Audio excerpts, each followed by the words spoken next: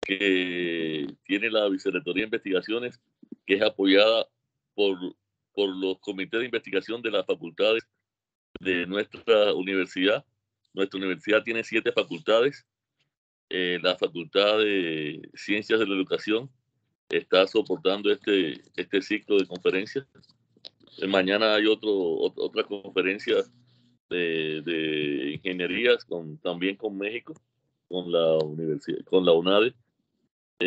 Para nosotros es grato que usted haya aceptado la invitación y conocer de cerca sus investigaciones. Esto permite que nuestros profesores estén al tanto de investigaciones de otras universidades y es una parte importante para fomentar la investigación y la academia. Es una de las partes de que se hace la internacionalización del currículo y bueno, es darle las gracias y agradecerle por su aceptación en este ciclo de conferencias. Muchas gracias a todos por la participación también. Bueno, muchas gracias. Gracias, doctor Aldo, por su presentación. Bienvenida, doctor Amor. Mi nombre es Urgey Caicedo, soy la representante del Comité de Investigación de la Facultad de Educación y como bien lo explicó el doctor Aldo, pues nosotros somos los organizadores de este evento. Muchísimas gracias por compartir con nosotros esta conferencia y bienvenida a la Universidad de Pamplona. Muchas gracias a ustedes por la invitación. ¿Iniciamos? Profe Miriam, cuando usted diga. Sí, hola, buenas tardes a todos, a todas. Muchísimas gracias por su asistencia.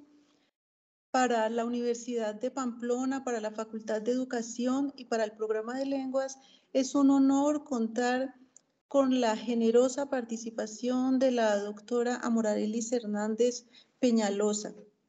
Me voy a permitir brevemente leer una parte mínima de su currículo. Amorarelis Hernández Peñalosa es doctora en Letras de la Universidad Nacional del Cuyo, Argentina. Es magíster en Lengua y Literaturas Iberoamericanas de la Universidad París, Francia. Profesional en Estudios Literarios de la Universidad Nacional de Colombia. Licenciada en Lingüística y Literatura de la Universidad Distrital Francisco José de Caldas. Es profesora universitaria en Letras. Actualmente se desempeña como docente investigadora del Instituto de Educación Superior Rosario Vera Peñalosa. Sus principales áreas de investigación son la violencia de género en la literatura, el microrrelato y el canon literario argentino. Es coautora de libros tales como Escenarios para el desarrollo del pensamiento crítico, Pensar las ciencias humanas y sociales, Debates interdisciplinarios, Escenas del ensayo en el cono sur latinoamericano. Es coautora y editora de libros. Entonces, su presencia enriquece nuestro espacio académico y nos abre posibilidades de continuar estos contactos. Muchísimas gracias y entonces el tiempo es suyo. Muchas gracias. Bueno, muchas gracias, Miriam. Bueno, buenas tardes a todos y a todos los que nos acompañan. Y bueno, quiero agradecer al grupo del Departamento de Lenguas y Comunicación y al colectivo de investigación de la Universidad de Pamplona por esta invitación para hablarles esta tarde de pensamiento crítico, violencia de género y microficción. Para esto, le voy a presentar una guía de exposición. Como ustedes ven en la imagen, vamos a trabajar de la siguiente forma. Primero voy a presentar los propósitos que persigo en esta presentación.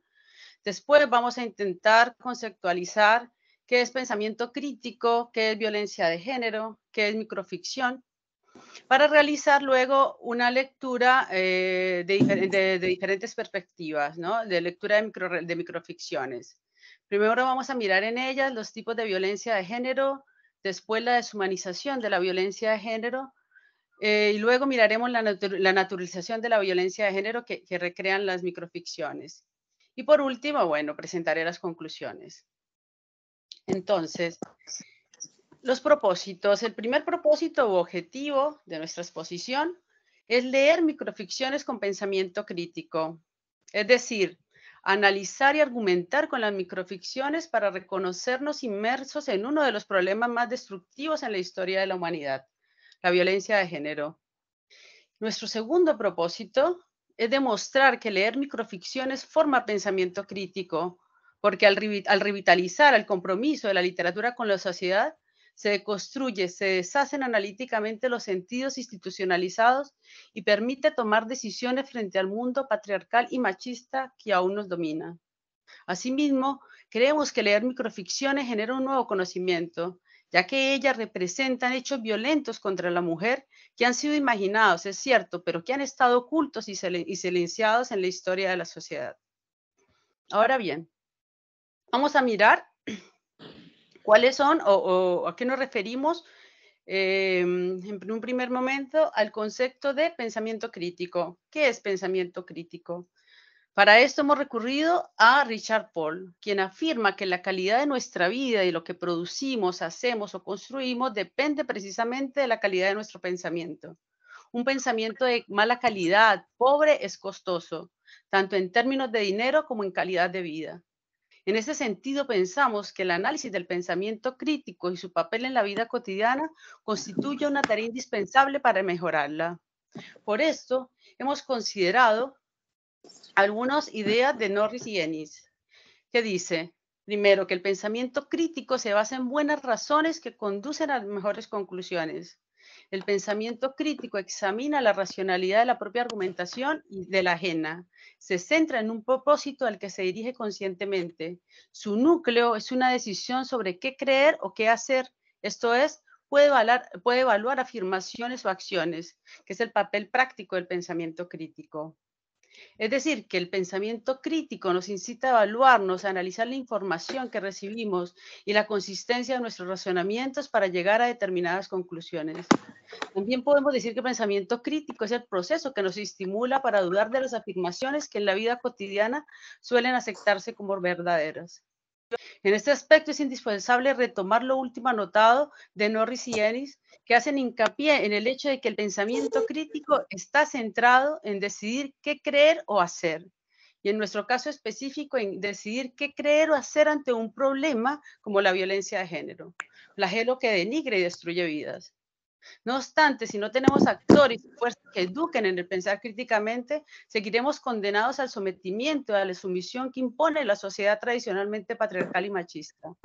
En este sentido, es indispensable volver a pensar a la lectura literaria como uno de los recursos más efectivos para intervenir en la formación del pensamiento crítico, del pensamiento autorreflexivo, y así tomar la decisión de vivir en un mundo no sexista, o como dice Pía Barros, de vivir en un mundo donde nadie es sobre y donde todas y todas seamos imprescindibles. Entonces, abordar la literatura con pensamiento crítico es entrar en ella desde el análisis del discurso, pero no de cualquier discurso, de un discurso simbólico para descubrir los relatos que imperan en la sociedad. Pues como dice Paul Ricoeur, la imaginación es por excelencia la institución y la constitución de lo posible humano, de sus experiencias. En la imaginación de sus posibles, el hombre ejercita la profecía de su propia existencia.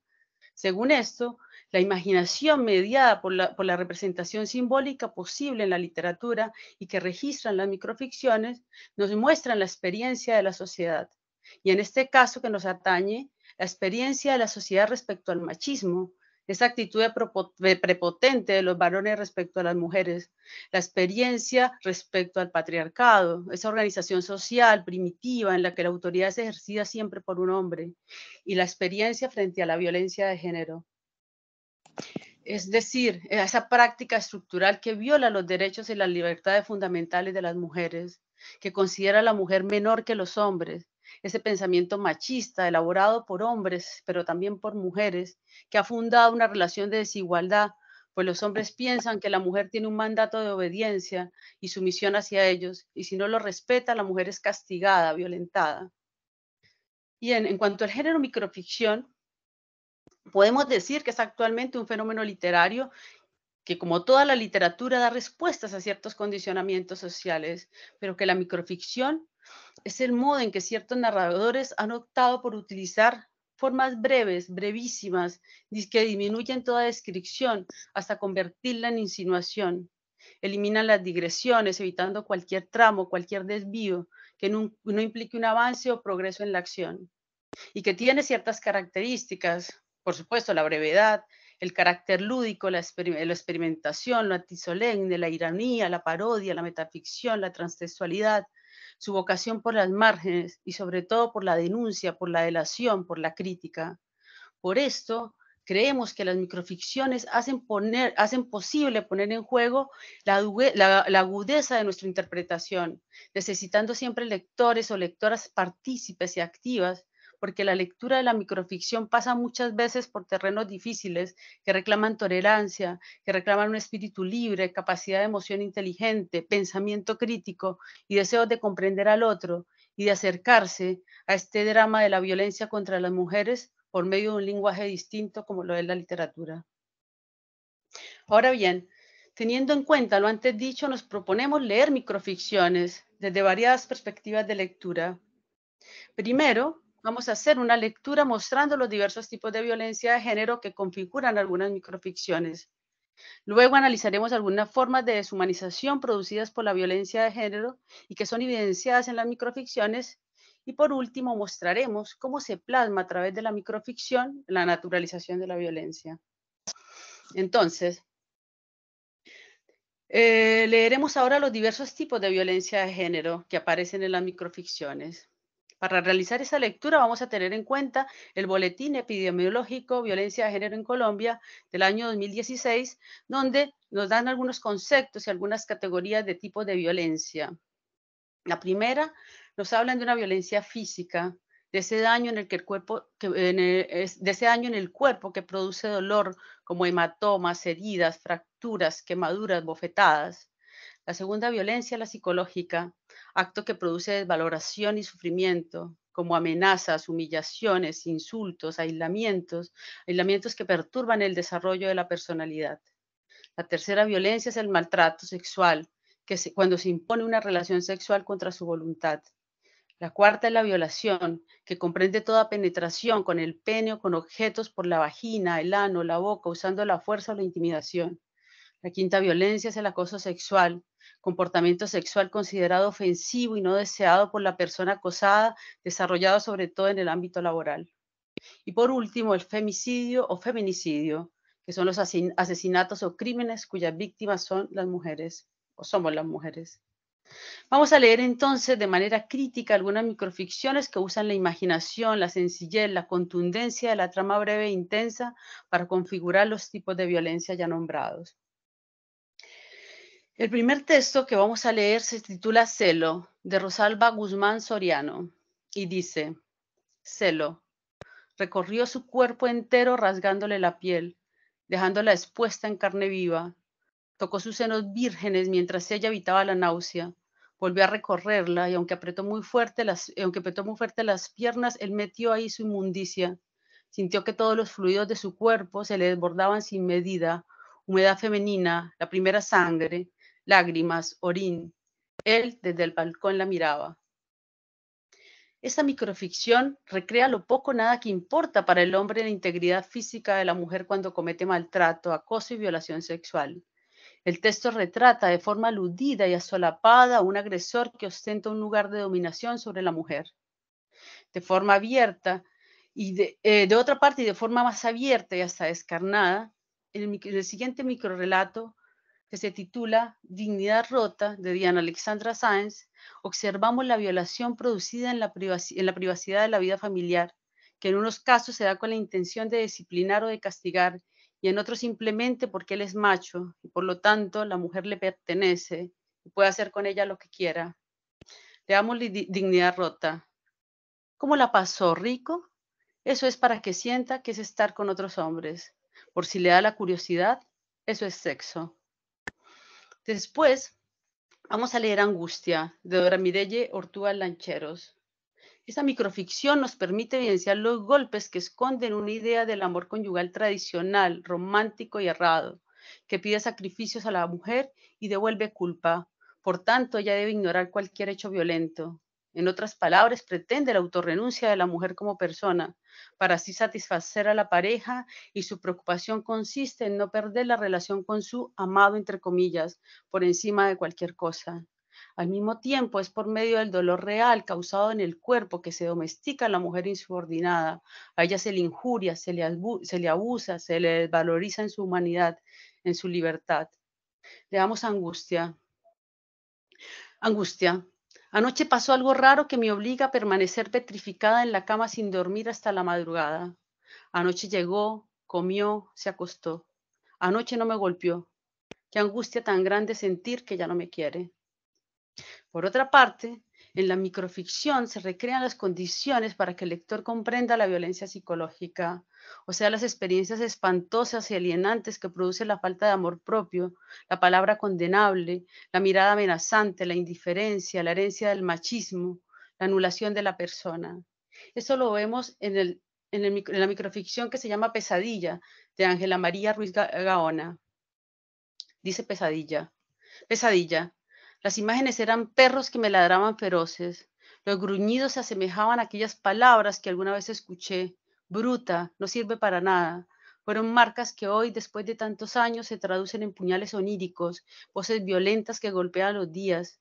No creerlas ha sido el reto, no hacerlas mías, no ingresarlas al terreno propio. A pesar del olvido, hago memoria, creo pesadillas. La violencia de la palabra y sus heridas, que no sangra, pero evidentemente duelen todavía. Por último, queremos compartir nuestra lectura sobre los femicidios o feminicidios que recrea la microficción. El femicidio, como bien sabemos, se extiende a todas las capas de la sociedad y parece ser contiguo a la vida misma y a la vida misma de las mujeres. Su presencia es permanente, se intensifica hasta el punto de perturbarnos en la vida y de perturbar al lector cuando lee las microficciones, porque esa experiencia intimida, desespera, cansa y hasta hace perder la esperanza. Leemos entonces Y te voy a enseñar a querer, de Juan Armando Eple.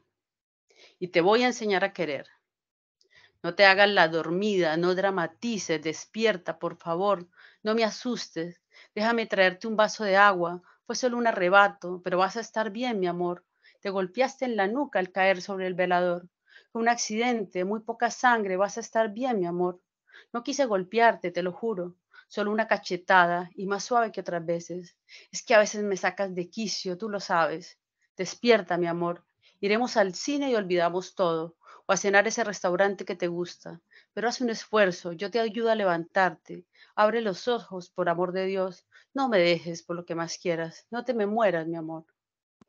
No obstante, leer los femicidios recreados con la palabra hecha literatura nos hace tomar conciencia de nuestra realidad patriarcal, a veces misógina, que desvaloriza la vida de la mujer aún más, y nos incita a pensarnos críticamente como sujetos machistas, y puede provocarnos por lo menos reflexiones sobre la conducta de los hombres que tratan a las mujeres como cuerpos desechables, y que esto, además, es considerado como algo normal por la sociedad.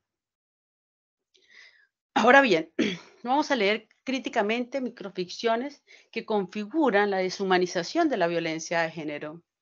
La comprensión de la complejidad de la deshumanización de la mujer puede partir de considerar a los hombres superiores. Las posiciones que estos han ocupado en la sociedad dan cuenta del poder y de los derechos que se han atribuido sobre las mujeres, considerándola un objeto, convirtiéndose el cuerpo en el vehículo para ejercer los actos más despreciables, más violentos y atentando contra la dignidad y la condición de la mujer. En este sentido, hablamos de lo que se ha llamado una violencia ontológica.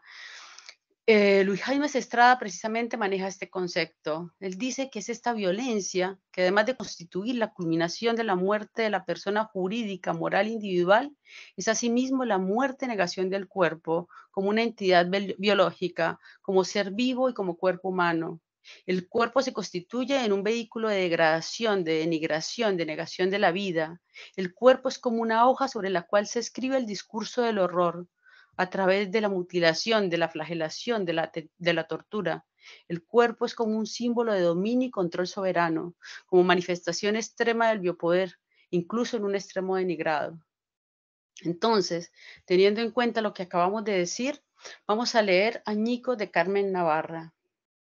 Dice la microficción Añicos, te vamos a romper tus cristales, te voy a romper los dientes, te voy a romper la cara, te voy a romper el alma, te voy a romper, a romper, a romper, romper, romper, romper.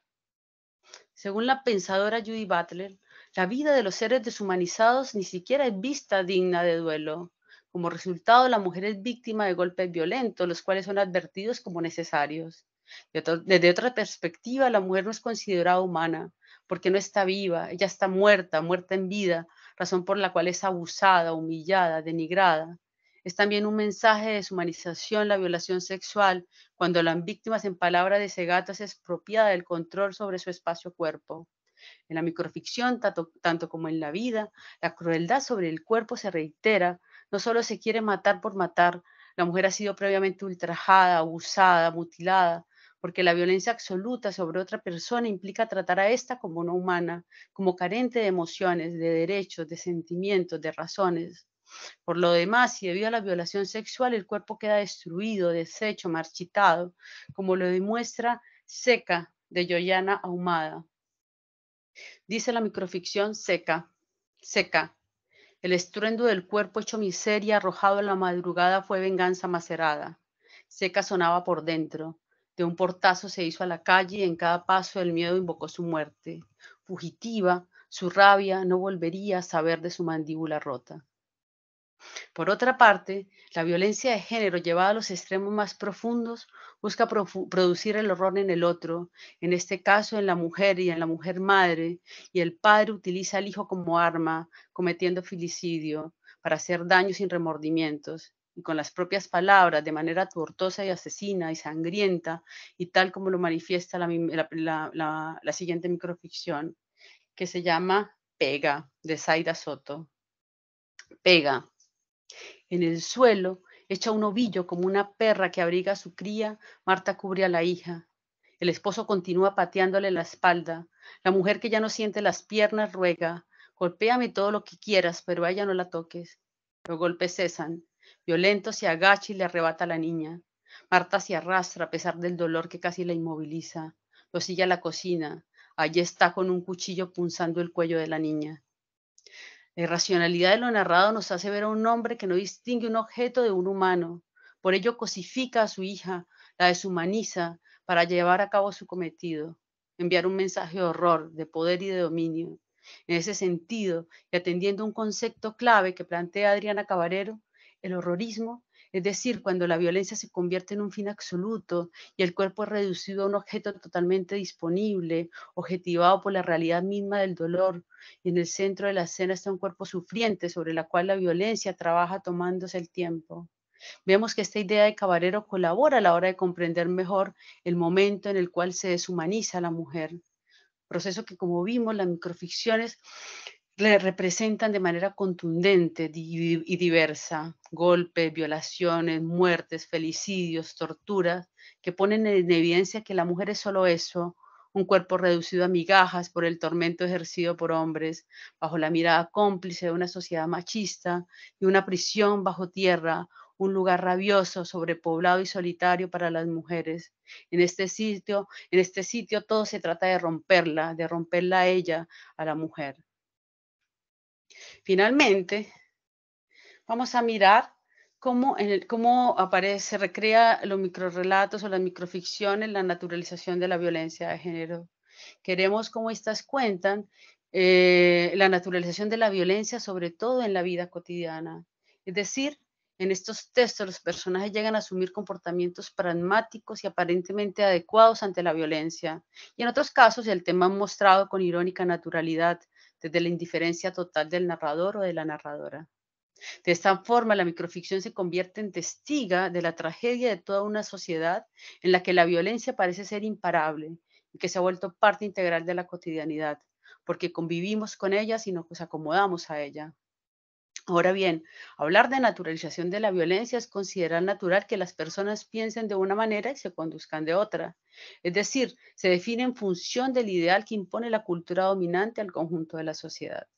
En este sentido, la naturalización y la violencia se constituyen como efecto de una complejidad de factores cuyo estatuto se ajusta a condiciones históricas, políticas y culturales.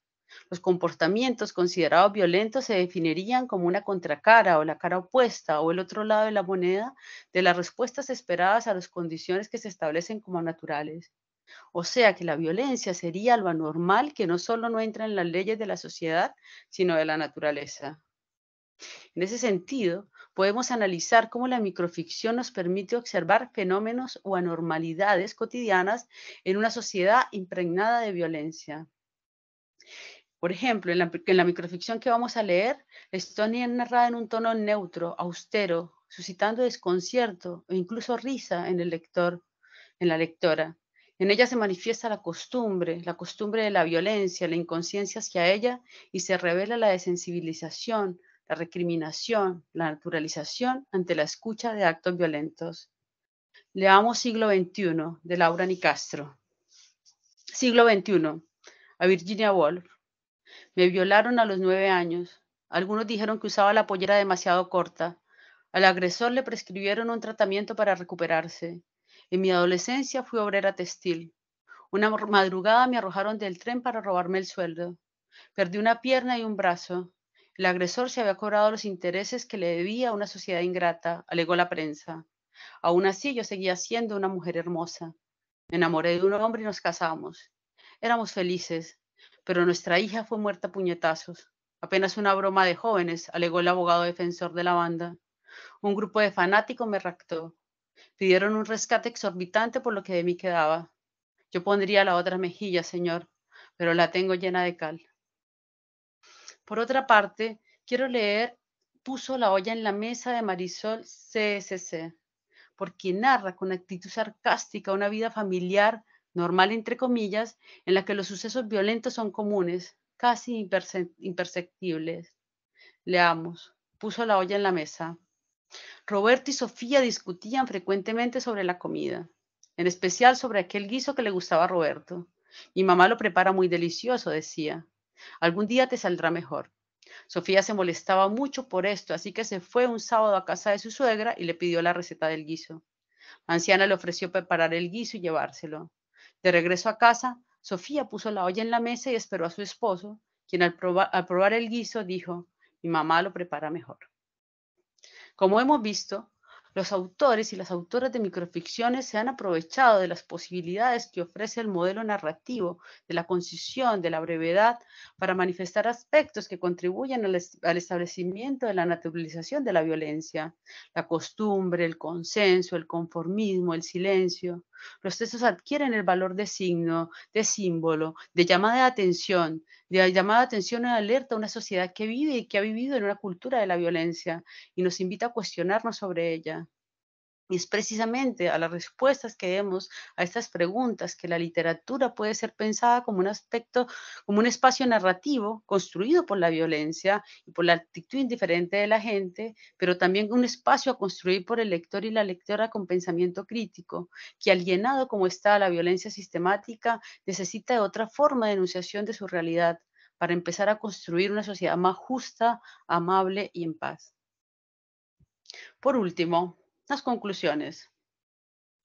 Por lo presentado hasta aquí podemos concluir, primero, que la lectura de microficciones nos ha transformado de observadores y cómplices del machismo en lectores y lectoras activas, ya que hemos pensado críticamente una realidad atroz producida por la sociedad patriarcal, la violencia de género. De esta manera, las microficciones han configurado estéticamente lo que no se debe nombrar, pero que sucede todo el día, todos los días. Segunda conclusión. Podemos decir que las microficciones nos han permitido situarnos como lectores y lectoras en una realidad terrible y cotidiana que hay que denunciar, no solo individualmente, sino de manera colectiva. Se tiene que poder hacer de la capacidad de razonar un instrumento para romper con las estructuras sociales y machistas y patriarcales. Porque como dice Ángel Pérez Martínez, el pensar de manera crítica es parte de la historia de la humanidad.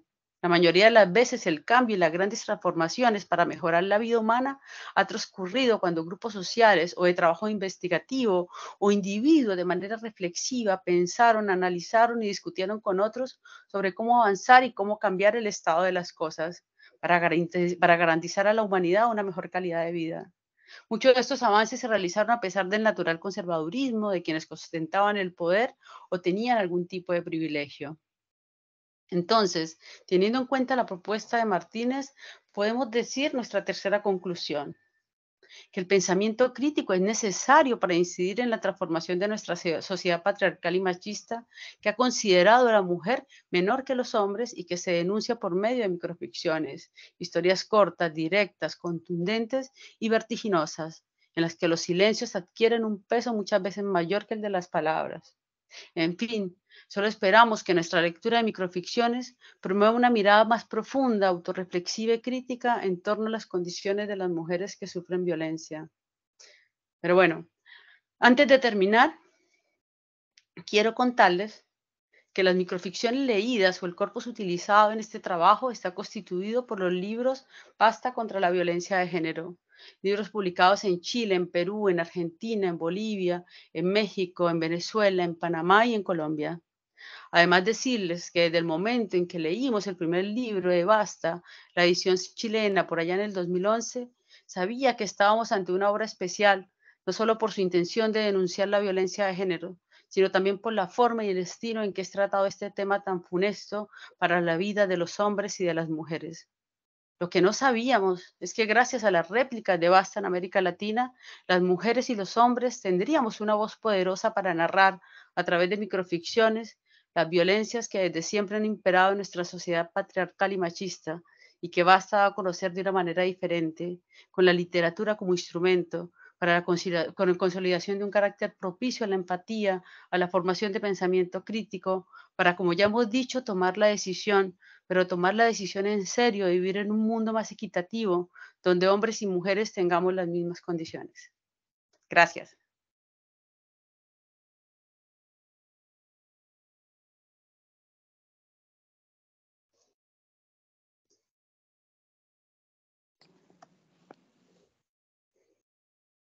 Muchísimas gracias por esta presentación profunda, conmovedora, real y que llama a la reflexión sobre todos los aspectos que usted ha mencionado y por la forma de esa presentación, por la estética y la belleza y lo que llega a conmovernos y llamarnos a la reflexión. Muchísimas gracias.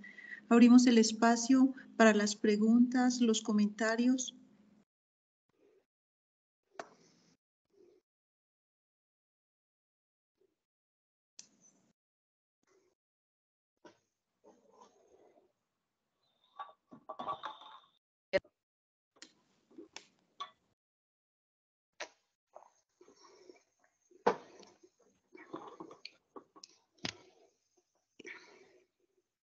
No alcanzo a ver aquí quién, pero veo una manita levantada, entonces puede tomar la palabra la persona que levantó la mano. ¿Me escuchan? Profesor César Parra. Buenas tardes para todos y todas.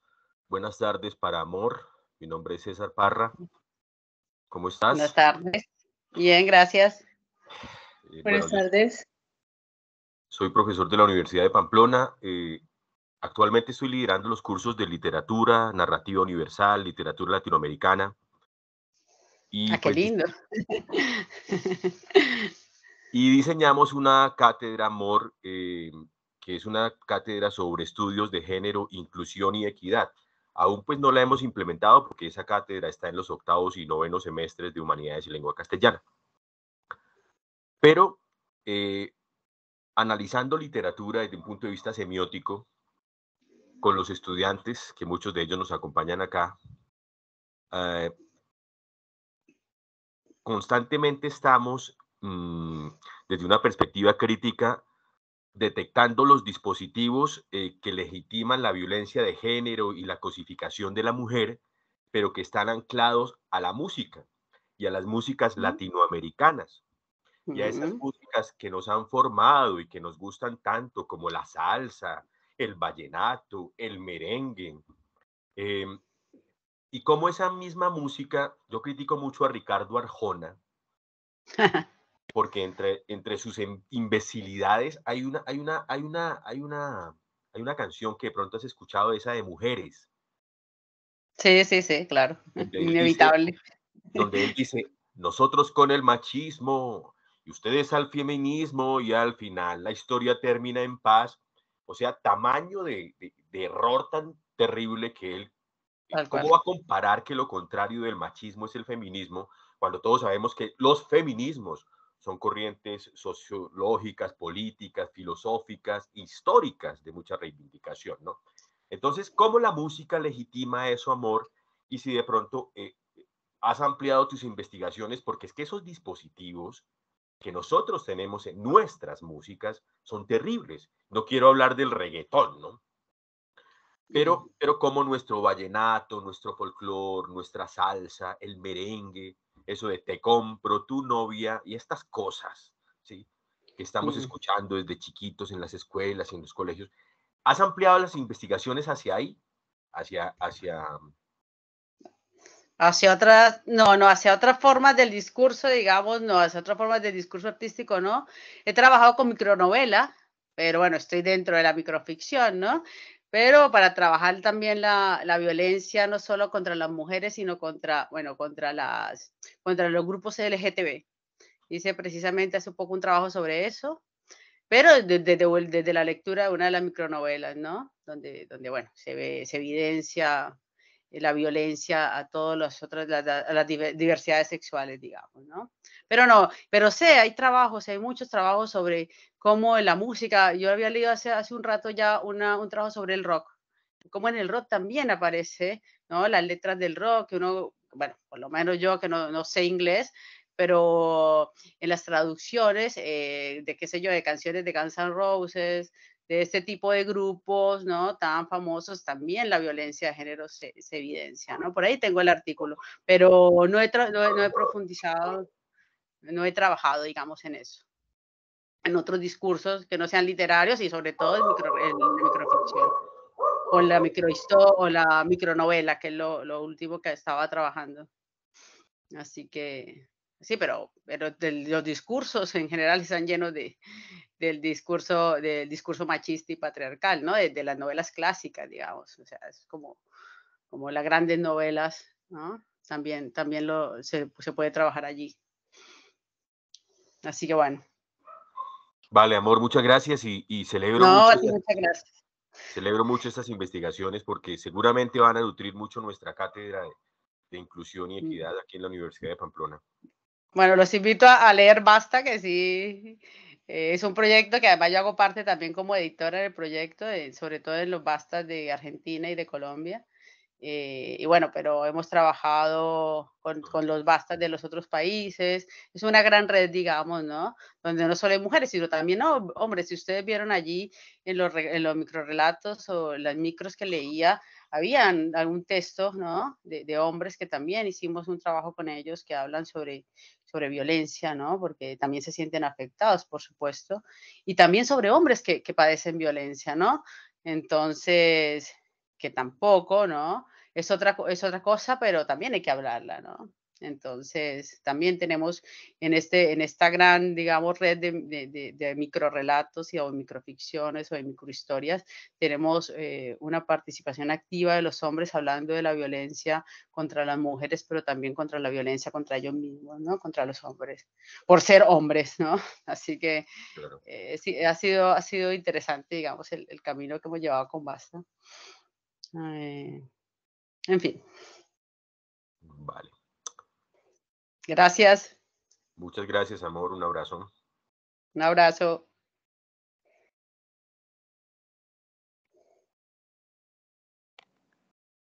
Le damos la palabra a la profesora Doris Vanegas. Bueno, Amor, muchísimas gracias. De verdad que la conferencia llena cualquier expectativa que tengamos, ¿no? Respecto a un título pues bastante amplio, pero tú lo has resuelto de una manera muy, pero muy impactante, oye. Creo que no hay muchas preguntas.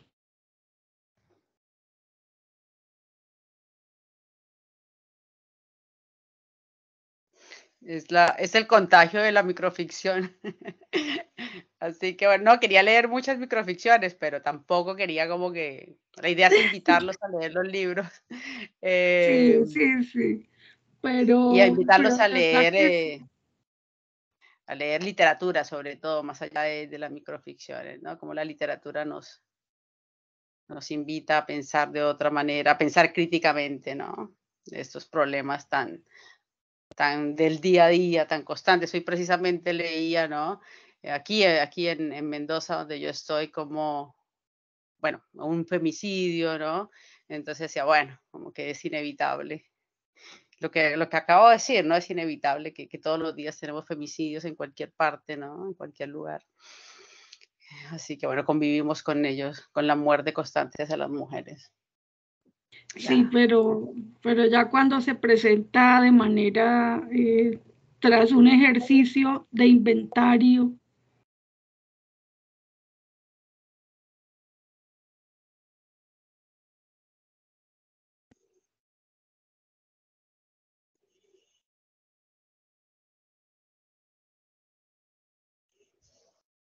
forma la organización de los microrrelatos. Entonces, en sí nos estás dando una...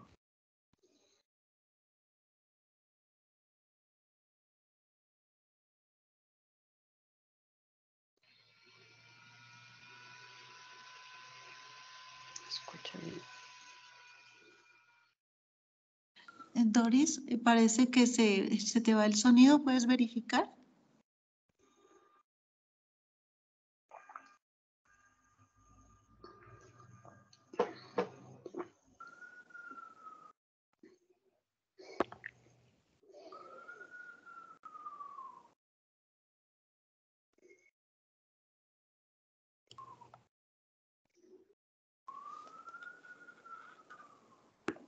Bueno, parece que Doris tiene problemas con el sonido. Vamos a darle la palabra a la profesora Esperanza. Hola, amor, buenas tardes, qué gusto verte. Hola, Esperanza, ¿cómo estás? Un abrazo muy amoroso de bienvenida en primer lugar. Muchas gracias. Bueno, también muy cariñoso a las profesoras, profesores que están presentes en este espacio tan querido para mí de la Universidad de Pamplona. Ustedes saben. Muchas felicitaciones pues por su presentación, sabe que conozco su trabajo de cerca y me encanta y me gustaría de verdad que en Colombia pues participáramos o por lo menos en este territorio fronterizo ampliando esa investigación. Tengo un punto de vista que me gustaría escuchar su opinión al respecto y de cara pues a esa expresión cada vez más fuerte, más densa, más dura de los femicidios. Y es la pregunta por si todas las mujeres tendríamos que hacer nuestras esas violencias y esas muertes y esos asesinatos de mujeres y levantar la voz todas, pero enunciándonos como feministas. Porque pues en la sociedad actual hay muchas mujeres y desde hace rato que los movimientos feministas y de género se encuentran con esas condiciones y situaciones en que las mujeres avanzan, por supuesto, motivadas desde otras lógicas, sobre todo las lógicas de la organización y del emprendimiento y del éxito y la competitividad, en donde se han logrado muchos avances y las mujeres asumen su fortalecimiento, pero consideran innecesario enunciarse feministas. Entonces hay una feminista boliviana que se llama María Galindo, no sé si la conozca, tiene pues una voz muy fuerte y un lenguaje muy creativo y tiene distintos libros. Hay unos que se llaman Feminismo urgente a despatriarcar, por ejemplo, y ella crea incluso unos enunciados, digamos, oponiéndose al enunciado que somos mestizas, que no lo comparte, el del mestizaje, porque hace, digamos, una genealogía, no solamente ella, sino otras comunidades indígenas de cómo desde la conquista nos entregaban a los conquistadores, pues los caciques, en tanto contraparte, pues para que ellos tuvieran mejor trato hacia los varones indios y caciques sobre todo, ¿no? Entonces, como el machismo, digamos, es más estructural, tiene mayor densidad de lo que creíamos, y cómo ha sido de duro para esas comunidades pues defender ese criterio en tanto mujeres que construyen su autonomía, y son mujeres que tienen incluso formación de doctorado, muchas de ellas, y cuentan de una manera bellísima en su relación con los saberes de la tierra, apropiados en su cuerpo, territorio y tal, cómo ha sido este proceso de construcción de autonomía, y consideran pues la necesidad de enunciarlo a lo largo y ancho del planeta para poder participar desde nuestra autonomía y nuestra voz construida de mujeres pensantes, libres y críticas, una voz que ya no se enuncie de mestizas, como la de Gloria Anzaldúa y su concepción del mestizaje, sino de bastardas, porque Galindo argumenta que somos bastardas y crea el bastardismo. Es una belleza todo el discurso de esta mujer, pero ella sustenta la necesidad de nombrarse feminista.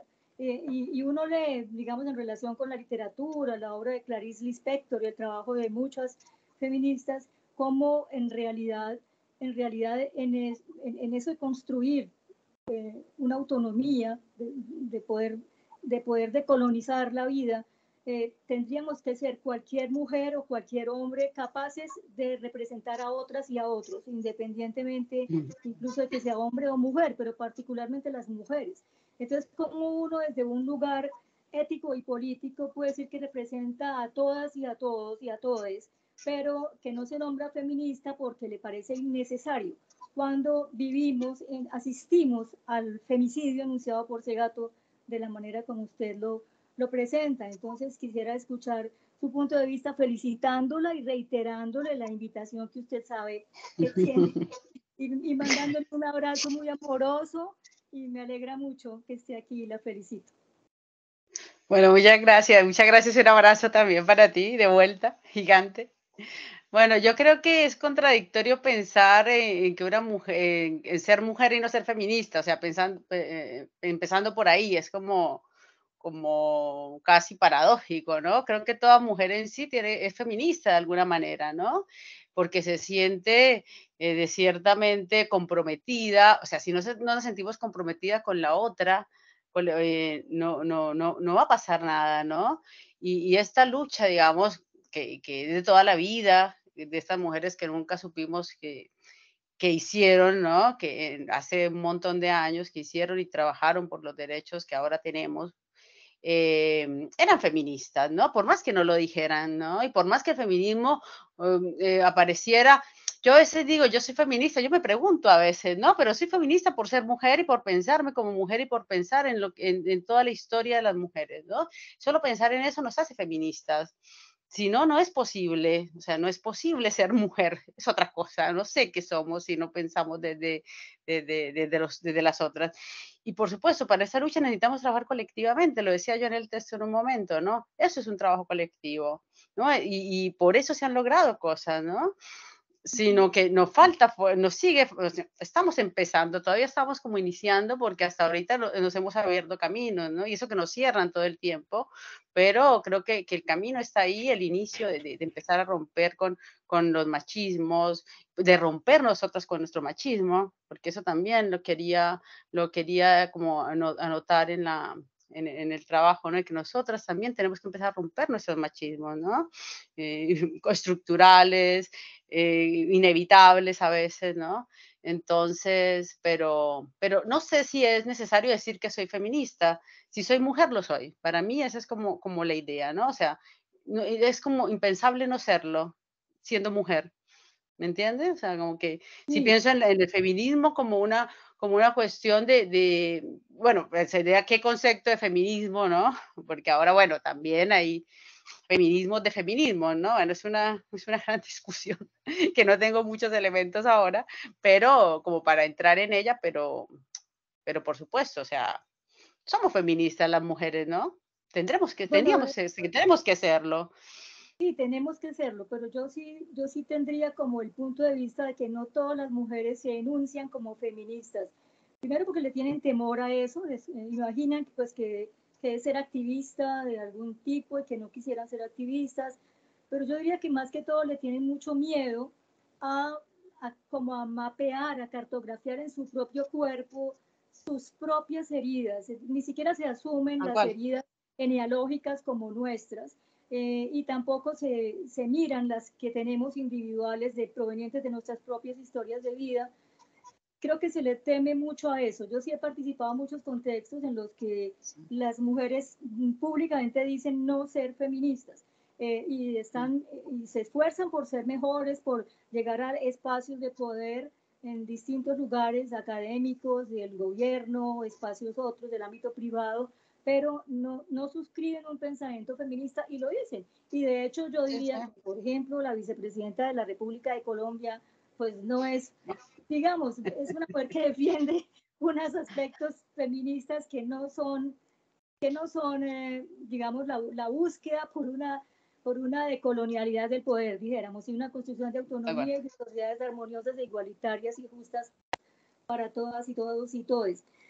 Bueno, y la defensa de la vida y demás. Entonces, por eso me parece que una expresión clara de pensamiento crítico feminista o de las mujeres sería, en relación con las violencias de género, sería que pudiéramos esas violencias que son de otras, situarlas en nuestros cuerpos, territorios, o sea, hacerlas nuestras. Aquí nomás en este territorio fronterizo hay redes de tratas de niñas y de mujeres de población migrante venezolana, y usted sabe que todo eso se torna espectáculo en el mundo de hoy en las redes sociales. Se despolitiza porque es parte de las estrategias de poder de las políticas neoliberales en la sociedad actual, de los extractivismos de la vida misma, y entonces se despolitiza volviendo espectáculo pues la precariedad y miseria de la vida.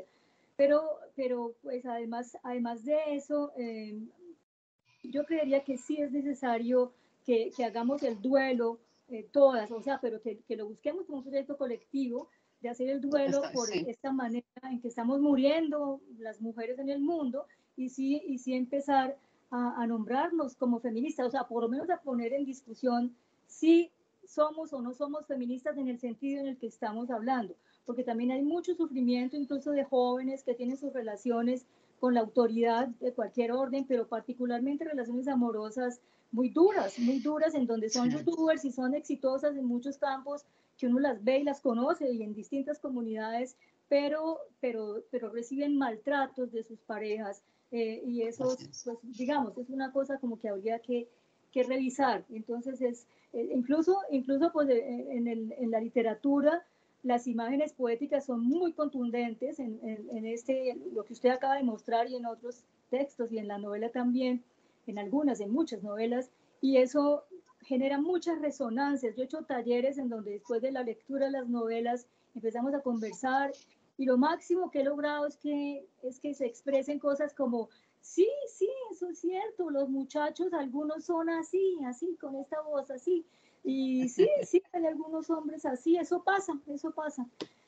Bueno, y con sus abuelas como era, y con sus bisabuelas, y como era aquí, y las historias que conocen, sí, es decir, se le teme mucho, ¿no? A indagar en ese sentido. Entonces, y yo sé que el trabajo, por eso estoy de acuerdo con usted en que es incipiente.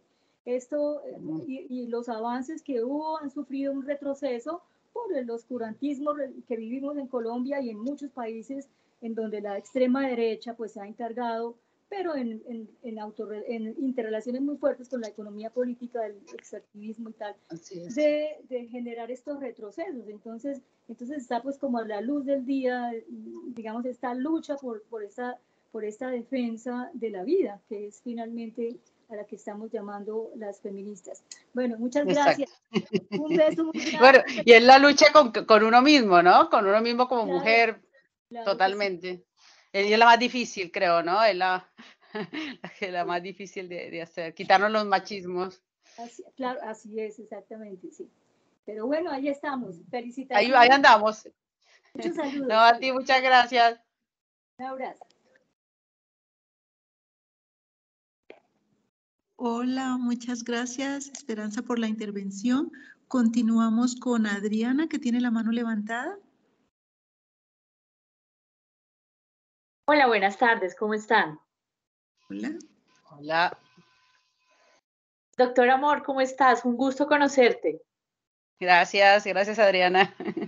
Mira, primero que todo agradecer, ¿no? Agradecer tu intervención y la intención de ella. Realmente estoy impactada. La invitación que tú me haces la tomo propia. Estos 4 temas que tú abarcas, pensamiento crítico, violencia de género y microficción, los abordas de una manera práctica, contundente, concreta. Realmente hago propias todas estas vivencias en estos relatos de estas lecturas. ¿Por qué las hago propias? La invitación que tú me haces a mí, sobre todo como mujer, es a tomar las propias. ¿Por qué? Porque somos responsables en trabajar desde el rol que cada una tenga para erradicar la violencia de género en todos sus tipos y se deben hacer propias, porque solo así podemos comprender y nos podemos solidarizar con todas aquellas que han sufrido X o Y situación. Entonces agradezco infinitamente tu invitación. Es de una manera muy versátil la manera que abordas este tema que es tan complejo, tan latente, tan vivo, que estamos pasando en estos países, en nuestros países.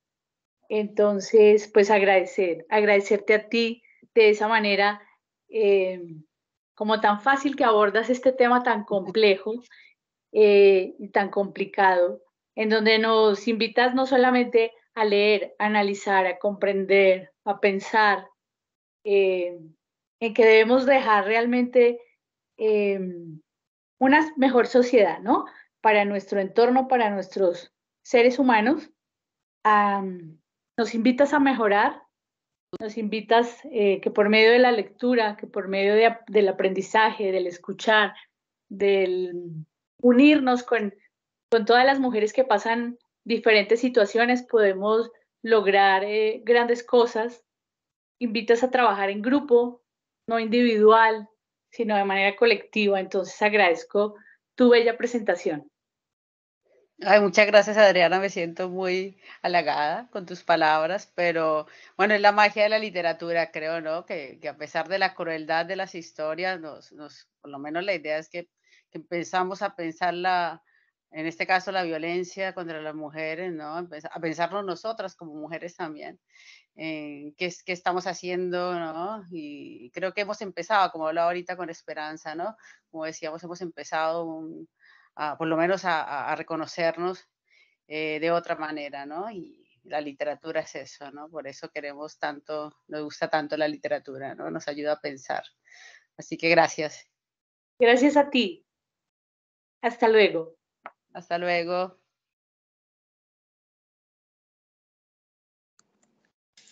Hola, seguimos en el espacio de preguntas. Si alguien más tiene una pregunta, una intervención.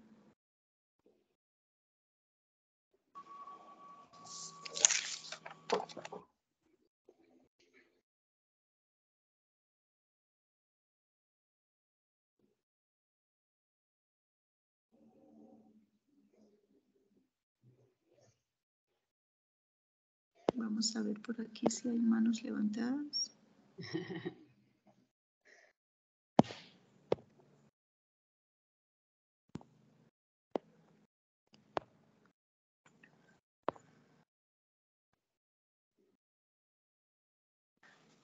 No tenemos más manitas levantadas. Entonces, creo que así estaríamos terminando esta presentación con un agradecimiento infinito, con una felicitación enorme, como lo decías, agradeciendo esa configuración de esta presentación, el modo estético en que nos hace sensibilizarnos aún más frente a ese problema tan dramático que acosa nuestra humanidad. Entonces, muchísimas gracias. Nos vamos conmovidas, motivadas y con la esperanza de la posibilidad del cambio. Muchísimas gracias. Un fuerte abrazo. Muchas gracias a ti, Miriam, un abrazo, muchas gracias a la universidad, a todos los que nos escucharon. Así que, bueno, los invito a leer críticamente, ¿no? La literatura, la vida y sobre todo las violencias, ¿no? Y los machismos constantes que son inevitables a veces, pero que sé que podemos ir rompiendo. Muchas gracias a todos y a todas. Muchas gracias. No olviden, por favor, firmar la asistencia. El formato se encuentra en el chat de esta reunión.